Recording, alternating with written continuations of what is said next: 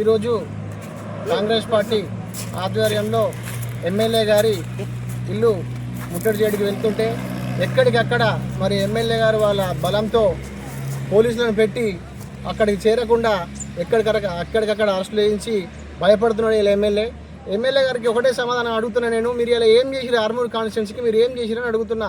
మీరు double bedroom ఇల్లు ఇంటింటికి ప్రతి ఊర్లో కూడా ఇల్లు కట్టిస్తా సొంత నిధులతో అని చెప్పారు. ఎటువైనా ఆ ఇల్లును మరి ఇలా రూపాయికే వైద్యం అని చెప్పారు. ఏదో ఎలక్షన్ కొరకు వచ్చి ఎలక్షన్ స్టంట్లు ఇవన్నీ వాడి ఇవాళ నోటికి ఏది వస్తుంది మాట్లాడితే ఊరుకుంటాం. ఖబర్దార్ రాకేష్ రెడ్డి ఏమనుకుంటున్నావు? ఇది ఇంతటితో ఆగదు. ప్రతిరోజు ప్రతినిత్యం నిన్ను ప్రశ్నిస్తూనే ఉంటాము. నీకు దెబ్బలు కంపల్సరీ కాంగ్రెస్ పార్టీ చెప్పు దెబ్బ కొట్టి నీ బుద్ధి చెప్తా. నీకు రాసి పెట్టుకో. రాకేష్ రెడ్డి అడ్డమైనట్టు మాట్లాడితే ఏం దొంగ అరాబాయి నాకు అర్థం కాదు. నువ్వు స్కూటీలు దొంగతనం చేయమంటావు, చైన్లు దొంగతనం చేయమంటావు. దొంగ ఉన్నాయేమరాను?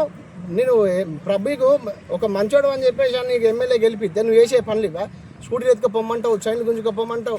ఏం చేసినావు? నువ్వు ఇలా ఆర్మూర్కి ఒక డ్రైనేజ్ తెచ్చినావా, ఒక సీసీ రోడ్ వేసినావా, ఒక ఇల్లు కట్టినావా? సెంటర్లో బీజేపీ ఉంది కదా, నీ ఎంపీ గారు నువ్వు కలిసి ఏం చేస్తుర్రు?